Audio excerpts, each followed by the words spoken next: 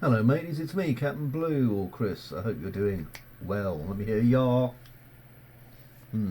Okay, so if I just go back into my 3D application, you can see that we built our legs on this, and we have these two end caps here. Now, depending on how you feel, okay, what we can do is, you could just have a big weld around the end of these. Okay, so you just make like a big rough looking weld. I'm not going to bother showing you how to do that, but that would make these kind of flat end caps. And these things, the thing about a high pressure storage solution, okay, with something like diesel or any other fuel, is that you don't want these straight edges. A tank should be able to kind of expand slightly, and these edges are going to be where there's an immediate fault. So what I'm going to do is I'm going to make a curved end. Now, we can do this kind of precisely if you want to by creating a hemisphere and then welding it onto the end, but that's not my scene, man. But what we want to do is make this look like it was cast as well, so it's important that we get like a nice piece going over the end here. So what I am going to do is I'm going to use the bevel tool. Now, if you're not used to freehand beveling, okay, I've selected it and I've got our two ends selected, and it allows me to click on something and holding down the mouse button I can go in and out. Then when I let go I can go like that. Okay, that's how the bevel works. If I don't like it, I right click out, and what I'm going to do is I'm going to use this to go forward and then in a bit and then forward slightly less and then in a bit more and then forward a little bit less again and in a bit further, and eventually that makes our capsule, you see. So we have this capsule shape.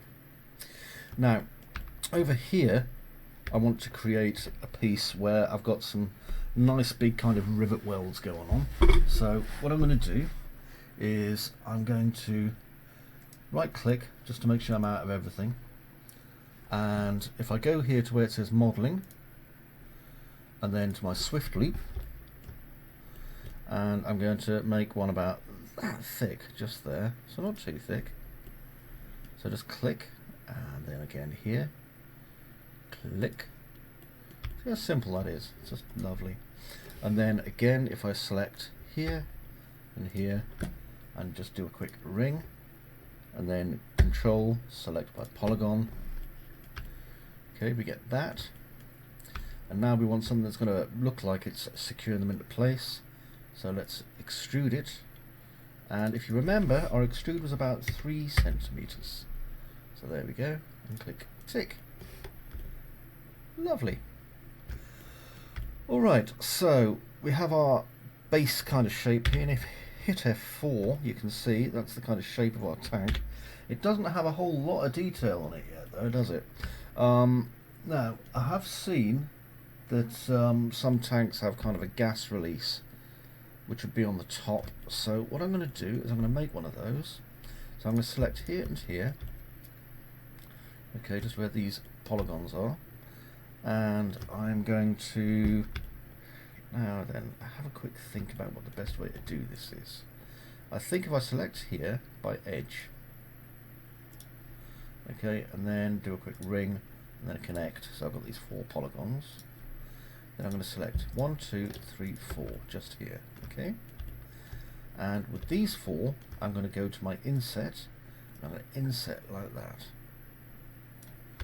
Now if I look at it from my top view, okay, so I'm just still in my perspective but I'm kind of looking at it from the top, we can see that it's an oblong or a rectangle, okay. So I'm going to use my scale tool and I'm going to scale it until it looks like a square. There we are. And now if I rotate around it, it's still a little bit long on one side, so I'm just using a little bit of freehand. There we are. Okay, that looks good. And now I'm going to inset it again. Like that. And I'm going to grow it. And I'm going to extrude it, but I'm going to extrude it where I do that thing where I come out and then I come all the way back again. Okay, I call that a 0 height extrude.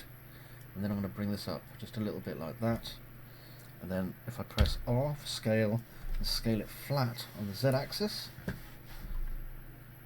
there we go. So now we have this part coming out like so. Now these 4 inside polygons, what I can do is I can just go to, let me see, M smooth or mesh smooth. Now if I go to mesh smooth, you'll see that it hasn't really made a very round shape there, so that won't really do for what I need. That's fine. In that case I shall do it in my top view. So I'm going to T for top, and I'm going to just go and select by my vertices, and I'm going to just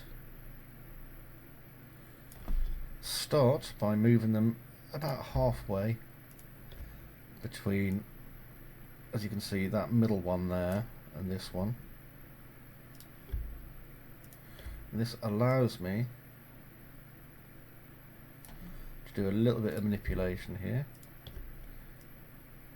because what I'm doing is I'm trying to get them kind of roundish, so I'm just doing it by hand.